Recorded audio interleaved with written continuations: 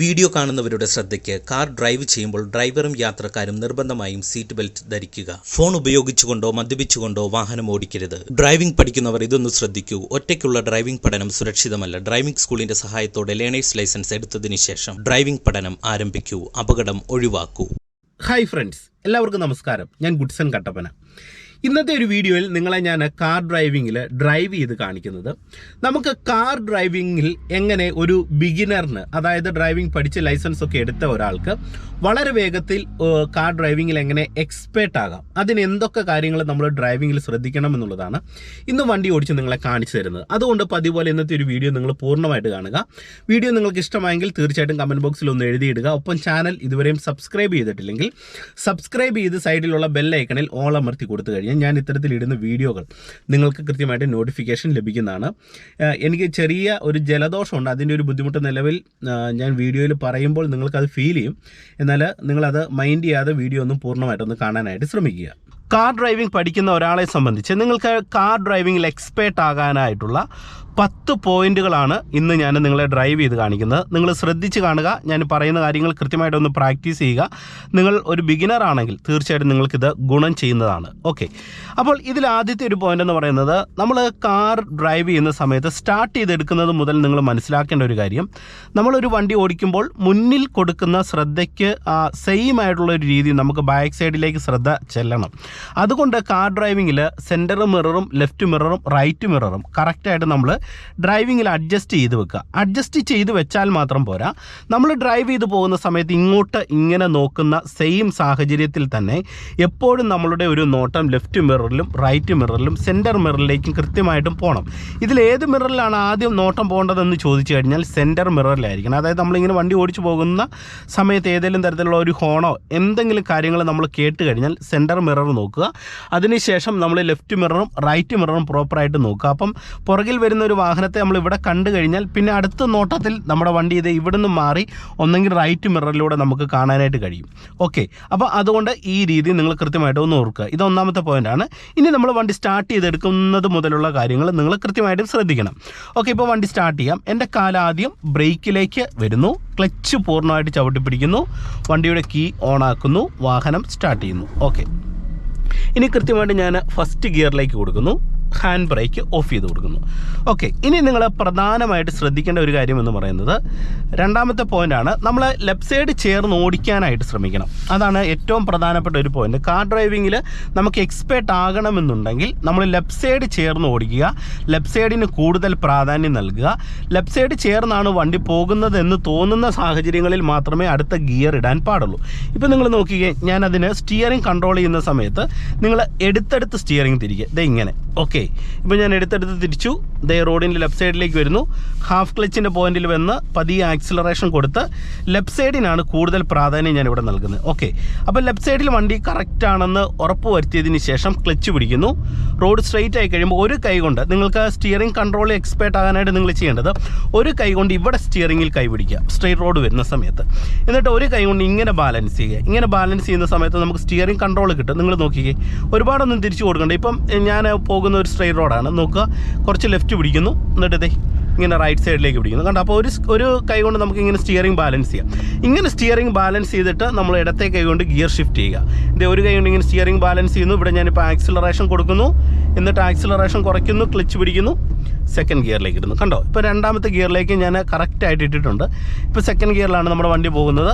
ഒരു കൈ കൊണ്ട് ബാലൻസ് ചെയ്യുന്നു. അങ്ങനെ ഗിയർ ഇട്ടാലുടൻ തന്നെ പിന്നെ നിങ്ങൾ ചെയ്യേണ്ടത് രണ്ട് കൈ കൊടുത്ത് സ്റ്റിയറിംഗ് പിടിക്കുക. അപ്പോൾ നിങ്ങൾക്ക് കുറേ അധികം ബാലൻസ് ഡ്രൈവിങ്ങിൽ ലഭിക്കുന്നതാണ്. ഇപ്പോൾ സെക്കൻഡ് ഗിയറിൽ നമ്മുടെ വണ്ടി ഇങ്ങനെ പോകുന്നു.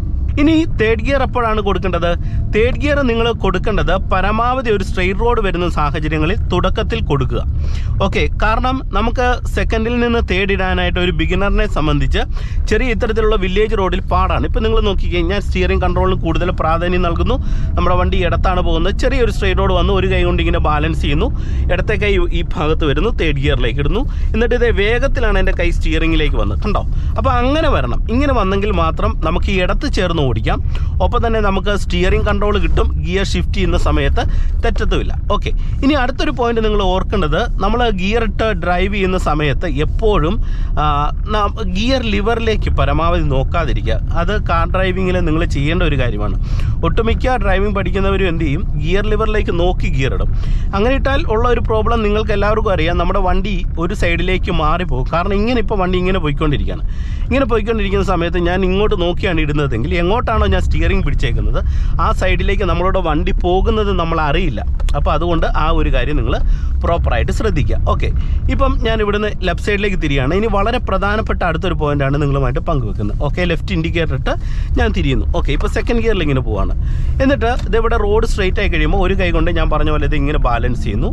എൻ്റെ നോട്ടം റോഡിലാണ്. എന്നിട്ട് എന്ത് ചെയ്യുന്നു, ആക്സിലറേഷൻ കൊടുക്കുന്നു. റോഡ് സ്ട്രെയിറ്റ് ആയി ഇതേ ഇങ്ങനെ ഗിയർ ലിവറെ വന്നു, തേർഡ് ഗിയറിലേക്ക് ഇടുന്നു. എന്നിട്ട് കൈ വേഗത്തിൽ സ്റ്റിയറിംഗ് കൺട്രോളിലേക്ക് വന്നു.